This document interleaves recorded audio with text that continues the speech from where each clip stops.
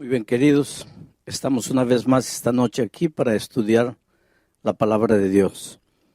Y un cariñoso saludo a todos los amigos, las personas que en diferentes lugares del país, del mundo, a través del internet, están recibiendo también la palabra de Dios en su corazón.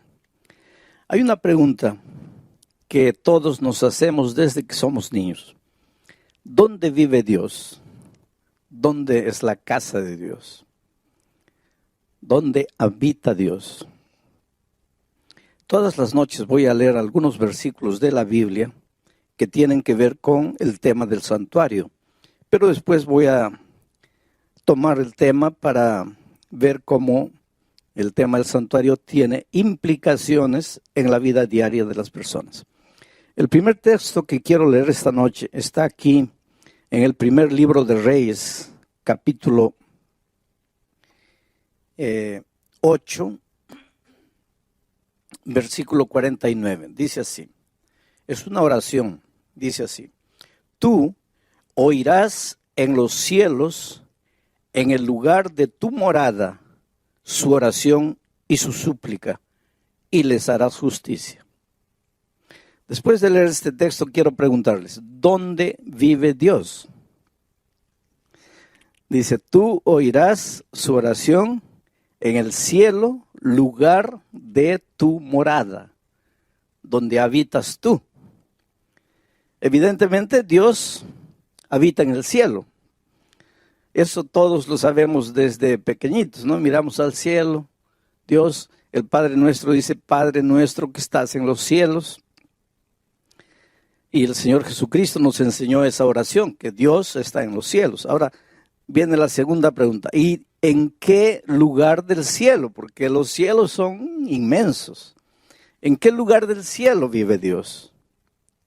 Y ahí quiero leerles el segundo texto de esta noche. Apocalipsis, capítulo 15, versículo 5, dice así. Después de estas cosas miré, y he aquí fue abierto en el cielo el templo del tabernáculo del testimonio. Después de estas cosas miré, y he aquí fue abierto en el cielo el templo del tabernáculo del testimonio. Y ahí el profeta Juan vio un trono dentro del templo, dentro del tabernáculo, dentro del santuario. Durante la semana voy a usar mucho la palabra santuario. Quiero que ustedes entiendan que el santuario es la misma cosa que el templo. El templo es la misma cosa que el tabernáculo. Cuando digo tabernáculo, estoy hablando del templo. Cuando digo templo, estoy hablando del santuario. Cuando digo santuario, estoy hablando del tabernáculo. Las tres cosas son la misma cosa. Entonces, en medio de los cielos hay un templo, hay un tabernáculo, hay un santuario. Y dentro de ese santuario hay un trono. Y en ese trono está sentado Dios. Voy a leer el último versículo de esta noche, o tal vez el penúltimo. Isaías capítulo 6, el versículo 1. Miren lo que dice Isaías. En el año que murió el rey Uzías, yo vi al Señor sentado sobre un trono alto y sublime, y sus faldas llenaban el templo. Ahora vamos a juntar estas tres ideas presentadas por estos tres textos diferentes. Dios habita en los cielos. ¿En qué lugar específico de los cielos? En el templo. Y ahí viene una pregunta. Quiere decir que hay un templo en el cielo. Hay un santuario en el cielo. Hay un tabernáculo en el cielo. Y la respuesta contundente es sí. Hay un santuario, hay un templo, hay un tabernáculo en el cielo y dentro de ese santuario hay un trono. Y en ese trono se sienta Dios. Ahora tú puedes decir así, pero parece cosa de niño. ¿Cómo que en medio del cielo va a haber un templo? No debería haber, que decir, no sería necesario que haya. Dios no necesita un santuario, un trono para sentarse, para ser Dios. No, Él no necesita. Por lo tanto, el santuario no existe por causa de Dios. Existe por causa de nosotros. Porque anoche dije, Dios es infinito y no está amarrado ni al tiempo ni al espacio. Pero los seres creados, incluyendo los ángeles, somos finitos y estamos amarrados al tiempo y al espacio. Entonces, ¿cómo un Dios infinito que no se amarra al tiempo ni al espacio podría mantener comunión, compañerismo con un ser finito amarrado al tiempo y al espacio? No habría manera de encontrarse. Pero como Dios lo que más quiere es vivir con sus hijos, porque Dios te ama, tú eres precioso para Dios. Jamás pienses que Dios te deja, que Dios no se preocupa por ti. Entonces, como Dios te ama y quiere mantener comunión contigo, compañerismo contigo, quiere caminar contigo, andar contigo,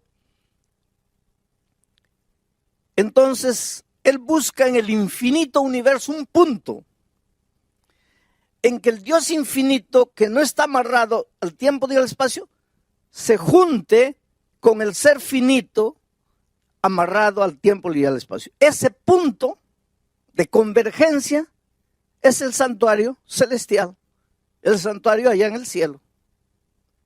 Y ahora, Juan, al escribir el Apocalipsis, dice que dentro de ese santuario hay un trono. Y Isaías dice, y yo vi a Dios sentado en su trono en el año que murió el rey Usías. Esto es interesante. ¿Sabes por qué? Usías fue un rey que murió con lepra, leproso. Y en aquellos tiempos la lepra era una cosa vergonzosa, una cosa terrible, sinónimo de pecado.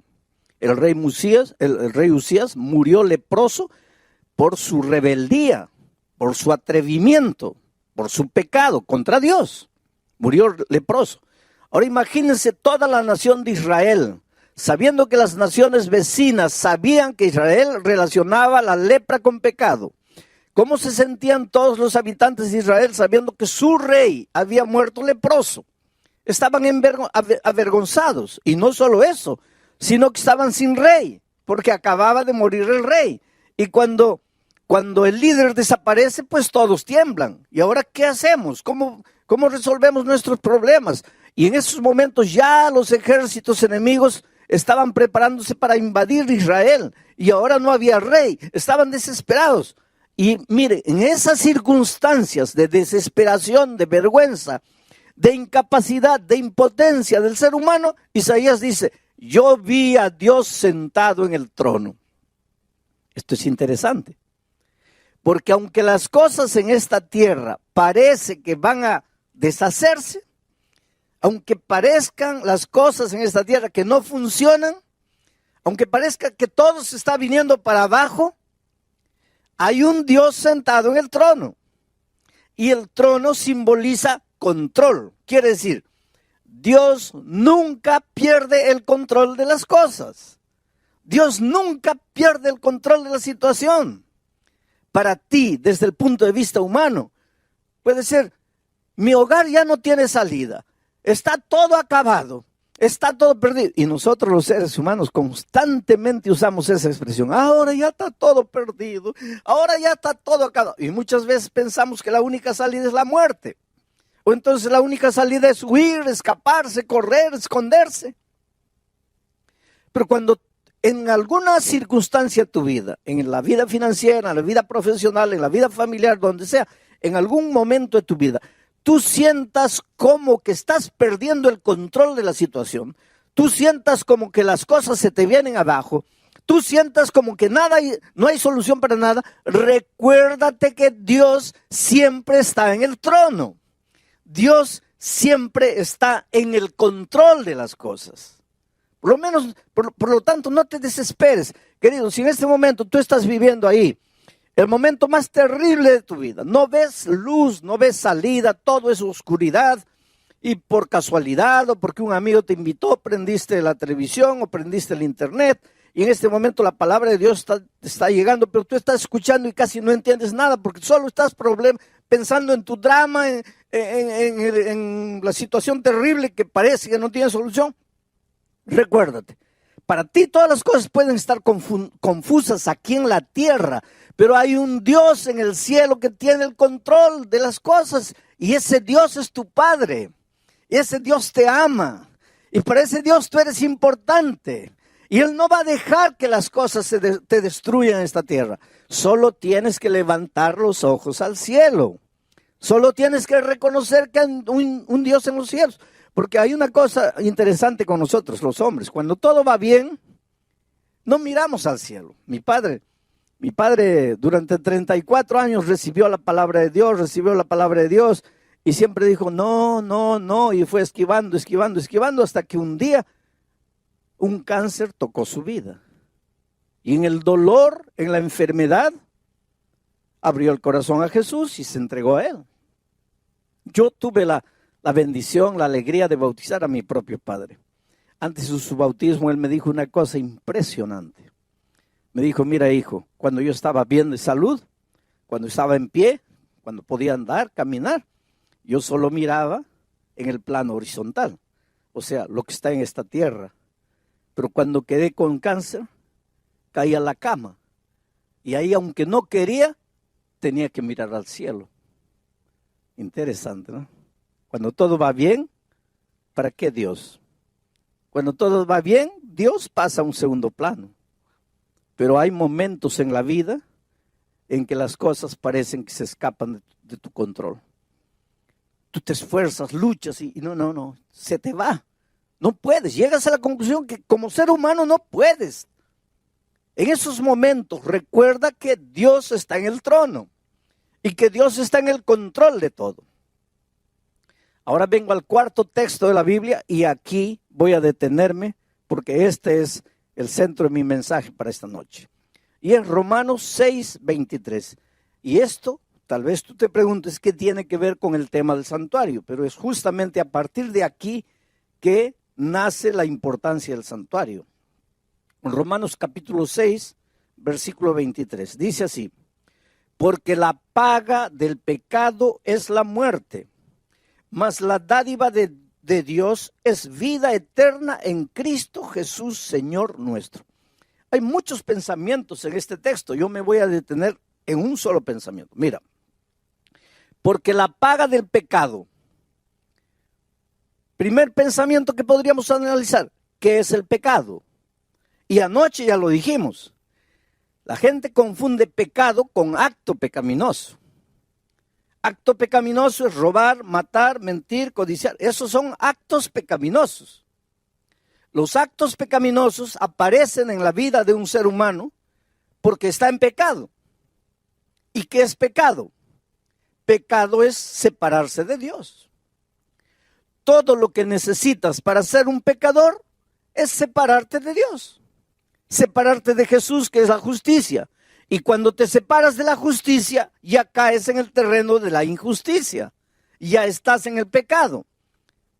Y dice la Biblia que todos pecamos. Todos nosotros los seres humanos llegamos al mundo trayendo esa naturaleza pecaminosa. Venimos en estado de pecado. Y tú me vas a decir ahora, pastor, ¿quiere decir que todos estamos condenados a morir? Sí, todos estamos condenados a morir. Y alguien puede decir, pero ¿qué culpa tengo yo de haber nacido? No, tú no tienes culpa de haber nacido. Y no te vas a perder porque naciste pecador. Tú no tienes culpa de haber nacido. Pero Dios proveyó el remedio.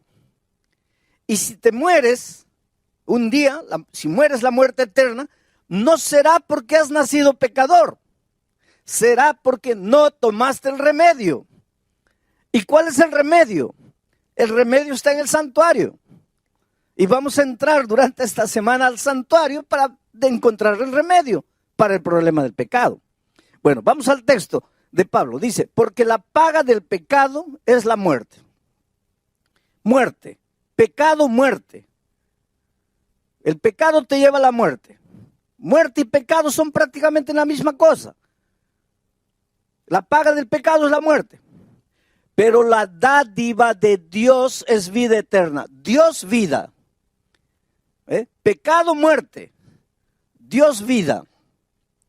Y esa vida la tenemos en Cristo Jesús. Y no es Cristo Jesús, punto. Sino en Cristo Jesús, Señor nuestro. Ese es el asunto y ahí vamos a concentrarnos esta noche para entender la importancia del tema del santuario que vamos a ir trabajando durante la semana. Mucha gente tiene una idea equivocada de la muerte como paga del pecado. Tal vez porque nosotros tenemos una frase que dice así, el que la hace la paga.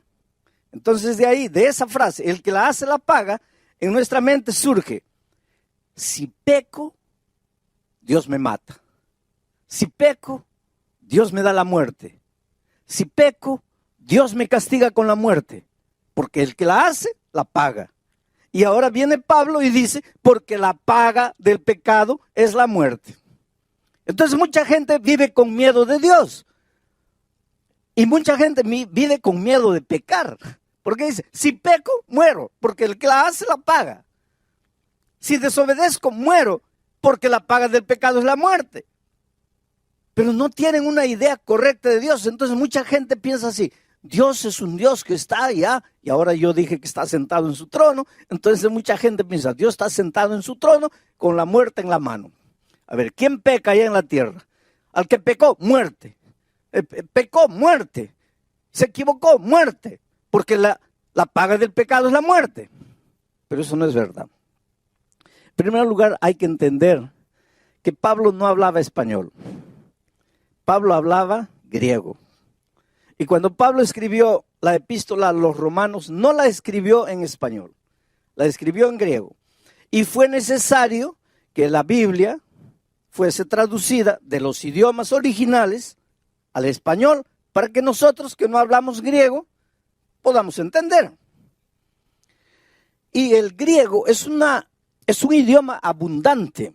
Por ejemplo, para la palabra amor, en griego hay 5 palabras diferentes.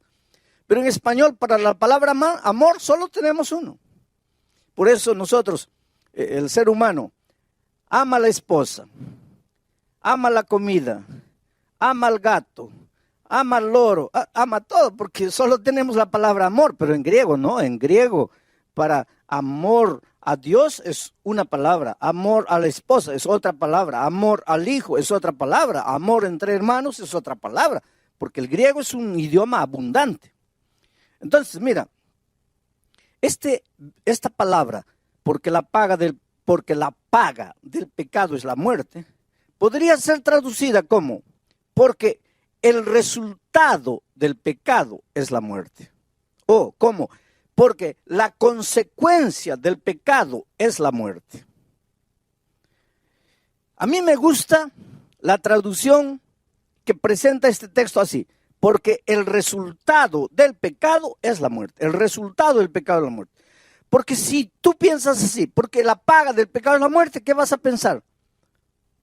Que la muerte es un castigo divino. Pero si tú ves el texto como el resultado del pecado, la muerte, no tiene nada que ver Dios con la muerte. Y ahora quiero que entiendas una cosa. Mira, Dios es vida. Dios no es muerte. Jesucristo dijo, yo soy el camino, la verdad y la vida. Jesús es la vida. Él dijo, yo he venido para que todos tengan vida y la tengan en abundancia. Juan dice, el que tiene al Hijo tiene la vida. El que no tiene al Hijo de Dios no tiene la vida. Por lo tanto, aquí está Jesucristo. Y este es el territorio de la vida. ¿Ah? Aquí del otro lado está el Señor de la muerte, el enemigo de Jesús. Y aquí está el territorio de la muerte. Vida y muerte no pueden andar juntas. Porque ¿qué cosa es la muerte? La ausencia de la vida. ¿Y qué es la vida? La ausencia de la muerte. Donde hay muerte no hay vida. Si Cristo es vida, si Dios es vida, ¿cómo te va a dar la muerte? Para darte la muerte, Él tendría que tener muerte. Pero Él es Dios, vida. En la vida no hay muerte. ¿Cómo es que te va a dar la muerte? ¿Cómo es que te va a castigar con la muerte? Porque para darte alguna cosa, Él tendría que tenerla. Pero Él es vida, Él no tiene muerte. Entonces, ¿qué es lo que está diciendo Pablo cuando dice, porque la consecuencia del pecado es la muerte? Porque el resultado del pecado es la muerte. Lo que Él está diciendo es lo siguiente, que si tú estás en Cristo, estás en la vida, estás vivo, porque estás en el territorio de la vida, porque Cristo es vida. Pero si Jesús es la vida y yo me separo de Jesús, ¿de quién me estoy separando? De la vida. Y al separarme de la vida estoy entrando al territorio de la muerte. Este es territorio de muerte. Mira, no muero, cuidado, no muero. Yo siempre digo, ojalá muriera. Porque si muriera, pues ya se acabó el dolor, se acabó el sufrimiento, se acabó la tristeza, se acabó la miseria, se acabó todo, porque el que muere ya no sabe nada. Los muertos no saben nada, dice Eclesiastés. Pero el asunto es que cuando me separo de Jesucristo, entro al territorio de la muerte, pero no muero, sigo respirando, sigo viviendo, sigo comiendo, sigo trabajando, sigo vendiendo, sigo entrando, sigo saliendo. Solo que la vida ya no es más vida. Porque para tener vida, solo en Cristo, porque Él es la vida. Me separo de Jesucristo, ya entro al territorio de la muerte. No dejo de respirar todavía. Aquí está el Señor de la muerte. Un día voy a recibir la muerte eterna. Pero es un camino largo, desde que me separo de Jesucristo hasta la muerte eterna. Es un camino largo que la Biblia le llama camino de condenación. Camino de condenación. En este camino voy muriendo lentamente. En este camino suceden dos cosas. Mira, la primera, el diablo te puede quitar todo. Te quita el matrimonio, tu matrimonio se deshace. Te quitan los hijos, los mete en las drogas, en los vicios, en la promiscuidad. Te quita la vida financiera, te hunde en las deudas. Y al hundirte en las deudas no sabes qué hacer de dinero, te metes a robar. Por lo tanto te quitan los valores, te quitan los principios. Vas muriendo. Este morir no es instantáneo. Es un morir, muriendo todos los días. Vas muriendo, hasta que llega un momento que dices, Dios mío, ¿para qué estoy en esta tierra? ¿Para qué vine al mundo? ¿Para qué estoy aquí? Mejor me muriera. Pues que estás en el territorio de la muerte. Esa es una de las cosas que te puede suceder en el territorio de la muerte. La otra cosa es que el diablo te puede dar todo. Te da dinero, te da poder, te da fama, te da una mansión, te da un auto nuevo, te da todo. Pero no te da paz, porque el diablo para darte paz tendría que tener paz y él no tiene paz. Entonces no te puede dar paz. Entonces el dinero, la fama, el poder, la gloria no te sirven de nada porque no tienes paz. En la noche llegas, te acuestas, te revuelcas en la cama de un lado para otro, cuentas carneritos para dormir y no duermes. Y entonces, ¿qué pasa? Una pastilla para dormir. El mes siguiente, 2 pastillas. El otro mes, 3 pastillas. Llegas un momento que estás enviciado en pastillas y no duermes. Hay gente que me dice, pastor, yo no sé qué me pasa. Yo no he hecho nada de malo. Yo no he ofendido a nadie. Yo no le debo a nadie, pero no tengo paz. Vives angustiado, vives vacío, vives desesperado. Esa no es vida, querido. Esa no es vida. Dios te ama, Dios quiere que seas feliz, Dios quiere lo mejor de lo mejor para ti. Pero hay una cosa, Él no puede hacer nada contra tu voluntad. Él respeta mucho tu voluntad. Bueno, estás en el territorio de la muerte. ¿Hay solución para ti? ¿Hay salida para ti? Claro que sí. ¿Y cuál sería la salida? La salida lógica. Tú estás aquí sufriendo en el territorio de la muerte. No quieres más esta vida miserable. ¿Cuál sería la solución lógica? Dar media vuelta y volver a la vida. Y en Jesucristo tendrías la vida y tus problemas estarían resueltos. Pero ahí viene la clave. Cuando estás viniendo hacia Jesucristo, cuando estás regresando hacia la vida, porque querido, Dios te ama mucho. Y desde que tú te vas de Él y te vas al territorio de la muerte, ¿tú crees que Dios se queda feliz? No. Él te llama, te llama, te llama, te llama. Por eso dije anoche que la historia del mundo es el hombre corriendo, corriendo, corriendo, y Dios atrás de él, atrás de él, atrás de él. El hombre escondiéndose, escondiéndose, escondiéndose, y Dios atrás buscándolo, buscándolo. Dios llama. Desde el Génesis hasta el Apocalipsis, la Biblia es un libro de llamado. En el jardín del Edén, Dios llega. Adán, ¿dónde estás? Y desde ese día, Pedro, María, Juana, Rosa, ¿dónde estás? Elisa, ¿dónde estás? El diablo te llama, o el Señor Jesucristo te llama con amor, te suplica. El Señor siempre está buscando. Dice Jesús en el Antiguo Testamento, no quiero la muerte del impío, sino que regrese y vuelva. Dice, volved, volved, ¿por qué moriréis, oh casa de Israel? Dios te ve ahí, en el territorio de la muerte, sufriendo con la vida destruida, no puedes dormir. ¿Tú crees que Dios está feliz? No, Él te ama, Él quiere traerte de vuelta, solo que no puede traerte por la fuerza. Tú tienes que querer. Pero muy bien, un día te cansas de sufrir y decides regresar al Señor Jesucristo. Solo que cuando estás volviendo, el diablo es muy astuto. Y te digo una cosa, mira. Hay mucha gente que tiene una idea equivocada del diablo. La primera cosa que te voy a decir, el diablo no es ateo. El diablo no es ateo, el diablo cree en Dios. Santiago dice que los demonios también creen y tiemblan. Por lo tanto, tú cuando lidias con el diablo, no pienses que estás lidiando con un ateo, porque el diablo no es ateo, el diablo cree en Dios. Segunda cosa, el diablo conoce muy bien la Biblia, cuidado. Cuidado, el diablo conoce muy bien la Biblia. Cuando Jesucristo estaba en el desierto, el diablo fue con la Biblia en la mano. Solo que el diablo no respeta la palabra de Dios. La usa, agarra un versículo de aquí, agarra otro versículo de aquí, le hace decir a la Biblia lo que la Biblia no dice. Entonces, cuidado, no todo el que tiene la Biblia en la mano está viniendo en nombre de Dios. Porque el diablo vino con la Biblia en la mano, pero no estaba viniendo en nombre de Dios. El diablo es bíblico. Conoce la Biblia. Y como conoce la Biblia, cuando tú estás regresando al Señor Jesucristo, el diablo le dice a Jesús, prácticamente, voy a tratar de decirlo así para que ustedes entiendan. Hey, Señor Jesucristo, ¿lo vas a recibir a este miserable pecador? ¿Lo vas a recibir de vuelta? Y Jesús dice, sí, claro. ¿Y por qué lo vas a recibir? Porque yo lo amo.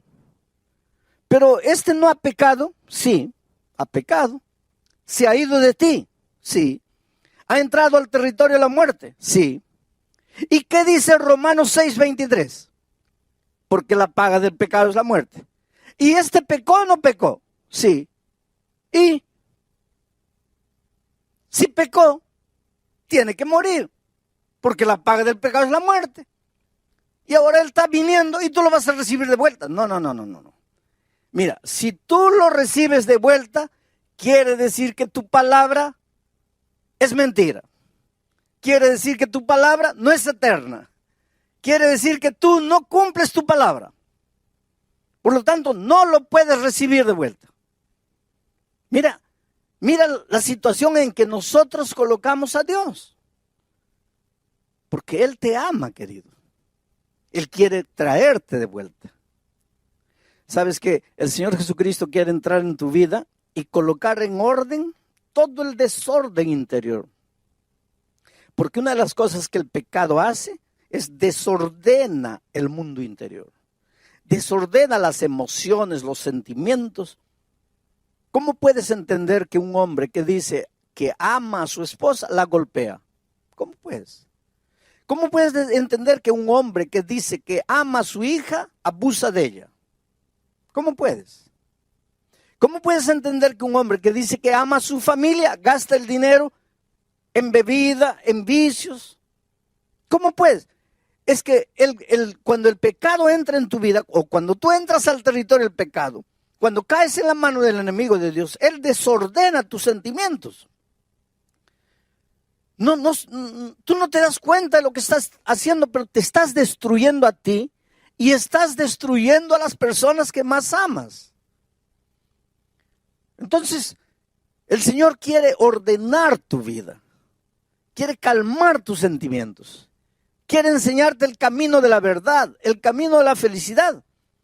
Solo que tú estás metido en un problema porque has pecado, te has venido aquí y ahora el diablo dice, no, Señor, si se ha venido, tiene que morir. Pues ahí entra la persona maravillosa de Jesucristo. Porque Jesucristo dice así, está bien, Él pecó y tiene que morir. Ya, porque el resultado del pecado es la muerte. Y Él se apartó, tiene que morir. Pero yo lo amo. Yo lo amo. Sí, pero Él pecó. Es verdad que pecó, pero yo lo amo. Sí, pero ese no es el problema, que si lo amas o no lo amas. El asunto es que Él entró al territorio de la muerte y tiene que morir. Y Jesús dice así, sí. Pero en ninguna parte de la Biblia dice que yo no puedo morir en lugar de Él. Entonces, Él tiene una deuda que tiene que pagarla con su muerte porque ha pecado. Pero yo voy a ir a la tierra y voy a morir. Y con mi muerte voy a pagar su pecado. Y es eso lo que hizo el Señor Jesucristo. Vino a este mundo para morir por nosotros. Y hoy día, gracias a la muerte de Cristo, nosotros podemos recibir la vida eterna. Solo que este asunto de Cristo vino, murió por mí, es difícil de entender al ser humano. Y para que el ser humano entienda qué es lo que hizo Dios, mandó a los israelitas construir el santuario. Porque en el santuario el Señor fue explicándoles cómo es que se puede solucionar el problema del pecado. Cómo es que aunque el hombre murió, alguien puede morir en su lugar. Y el tema de mañana es impresionante. Porque ya comenzamos ahora a analizar el plan de salvación dentro del tema del santuario. Querido, el Espíritu de Dios sigue moviéndose hoy y llamando a las personas. Ahí donde estás, puedes creer que el Espíritu Santo está trabajando en tu corazón. Tú corres, el Espíritu te sigue y te sigue. Mira, hay un joven llamado Patricio. Trabaja para una empresa de aviación grande aquí en América Latina. Ese muchacho nació y creció amando mucho al Señor Jesucristo, amando mucho a la Virgen María, amando mucho a sus padres, amando mucho la fe de sus padres, de sus abuelos, de sus bisabuelos. Pero un día se confrontó con la palabra de Dios. Y sabes, la vida del cristiano es crecimiento y es aprendizaje. Yo siempre digo, mira, si estás vivo, tienes que aprender. Los muertos no aprenden. Cuando yo encuentro una persona que no quiere aprender, yo pienso, esa persona está muerta y no se da cuenta que está muerta. Inclusive Juan, hablando en nombre del Señor Jesucristo a la iglesia, a las iglesias del Apocalipsis, les dice, tienes nombre de que vives, pero estás muerto. Una persona que no quiere aprender, una persona que se resiste a aprender, está muerta. Porque los vivos aprendemos. Ahora, no es fácil aprender, ¿sabes por qué? Porque ¿qué cosa es aprender? Aprender es salir de lo que conoces y entrar al terreno que no conoces. Aprender es salir de la playa y nadar en aguas profundas. Y esto es doloroso, porque el ser humano inconscientemente tiene miedo de lo desconocido. Por eso es que hay mucha gente que no quiere aprender. Pero Patricio descubrió la palabra de Dios. Y en la palabra de Dios hay cosas que a veces tú nunca has descubierto. Y a medida que él comenzó a descubrir las verdades, comenzó a sufrir en su corazón con las verdades, porque no es fácil aprender y crecer. Él conoció a una persona a través del internet. Y esta chica cuyo nombre no sé si tengo escrito aquí. No lo tengo. ¿Cómo te llamas? ¿Ah? Jessica. Jessica conoció a Patricio a través del internet, hace unos 4 años atrás, y comenzó a evangelizarlo a través del internet. ¿Qué quiere decir evangelizar? A hacerle conocer el evangelio a través del internet. Llegaron sermones míos grabados a las manos de Patricio. El Espíritu de Dios usó esos sermones para tocar el corazón de él. Mas los estudios que por internet Jessica le daba, llegó un momento en que él sufría. Ayer Patricio estaba en Santiago de Chile, escuchando el mensaje a través del internet. Después del mensaje, él asistió a las preguntas y respuestas de entrevistas que me hacen después del mensaje. Y en una de esas respuestas, o en una de esas preguntas me preguntaron, ¿cuál es el lugar de los sentimientos en la vida cristiana? Porque Patricio estaba sufriendo. Él decía, mi cabeza ya entendió el mensaje, pero es que mi corazón todavía no siente. Mi cabeza ya comprendió todo. Yo racionalmente sé que este es el camino que Dios quiere para mí, que yo debería bautizarme y nacer de nuevo, pero mi corazón no siente. Y anoche yo en la respuesta dije, mire, no le hagas mucho caso a tus sentimientos, porque después de la entrada del pecado al mundo, los sentimientos son a veces engañadores. Y esa fue la respuesta que Patricio necesitaba en su vida. ¿Sabes que Patricio tomó esta mañana el avión de Santiago de Chile y se vino para aquí a Lima? Y acaba de llegar. Y Patricio en este momento entra al tanque del bautismo para sellar su pacto de amor con Cristo.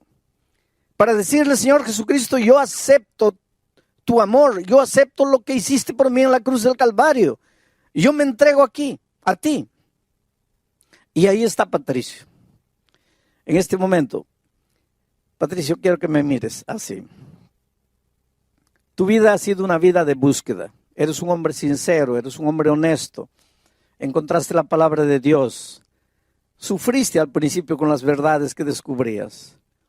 Pero tu honestidad, tu sinceridad te llevó a aceptar el mensaje. Hasta anoche habías aceptado todo racionalmente, pero tú dices, mi corazón no sentía. Sin embargo, Dios usó el programa de anoche para llegar a tu corazón y mostrarte que las decisiones no se toman necesariamente llevado por las emociones, sino por las convicciones que el Espíritu coloca en la mente de la persona. Y tomaste el avión y viniste aquí. En este momento tu corazón está alegre y triste. Alegre porque estás naciendo de nuevo. Medio triste porque yo sé que en el fondo hubieras querido que tu madre mirara tu bautismo. Pero tu madre todavía no tiene condiciones de entender lo que tú estás haciendo. Y tú, para ahorrar el sufrimiento, no le dijiste que estás aquí para bautizarte. Pero este es un día extraordinario. Toda tu vida pasada queda borrada. Y para que de aquí para adelante vivas una vida victoriosa en Cristo, por tu fe, el pastor Bill Quispe, como ministro del Evangelio, por el mandato divino, te bautiza en nombre del Padre, del Hijo y del Espíritu Santo. Amén.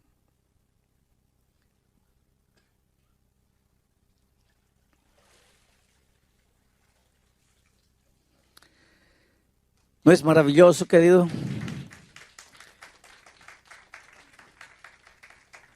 Qué escena linda, ¿no es cierto? Tú sabes cómo es emocionante saber que cuando naciste recibiste una hoja en blanco de Dios para escribir una historia. Y a veces a lo largo de la vida llenaste esa hoja blanca de garabatos. Hiciste tanta tontería en la vida. Te heriste a ti mismo, heriste a tanta gente inocente que no tenía culpa de nada. Lloraste, viviste, sufriste. Y ahora te preguntas, ¿qué hago con mi vida? Y ahora te preguntas, ¿dónde está Dios? Y ahora te preguntas, ¿por qué me sucede todo lo que me sucede? Y ahora en las noches oscuras de tu vida lloras tu soledad, tu tristeza, tu derrota. Yo quisiera decirte que el Señor Jesucristo está más cerca de ti de lo que tú imaginas. Jesús te ama, te ama, te ama. Jesús quiere entrar en tu vida, revolucionar tu vida. Quiere colocar tus sentimientos, tus emociones, tus pensamientos en orden. Pero no puede hacerlo si tú no aceptas. No puede hacerlo si tú no te entregas. Es que, pastor, pequé tanto. ¿Cómo Dios puede perdonarme? Yo no entiendo cómo Dios te puede perdonar, porque yo no entiendo cómo Dios me perdona a mí. Una cosa sé: Él no puede hacer nada por ti si tú no quieres. En este momento, entrégate al Señor Jesucristo. Ábrele el corazón a Él. Dile: Señor, no puedo más. He luchado solo, he corrido solo, he intentado solo. Solo me he herido, solo me he hecho sangrar. Estoy aquí derrotado. Te necesito en mi vida. Reconstruye mi vida, reconstruye mi familia. Hazme de nuevo. ¿Qué harás? ¿Qué harás con la invitación del Señor Jesucristo? ¿Seguirás caminando, seguirás peregrinando en el territorio de la condenación? ¿O darás media vuelta y correrás a los brazos de Jesús? La respuesta es solo tuya. Jesús te puede llamar, te puede invitar, te puede encontrar, te puede buscar, pero no te puede traer por la fuerza. Tú tienes que tomar la decisión.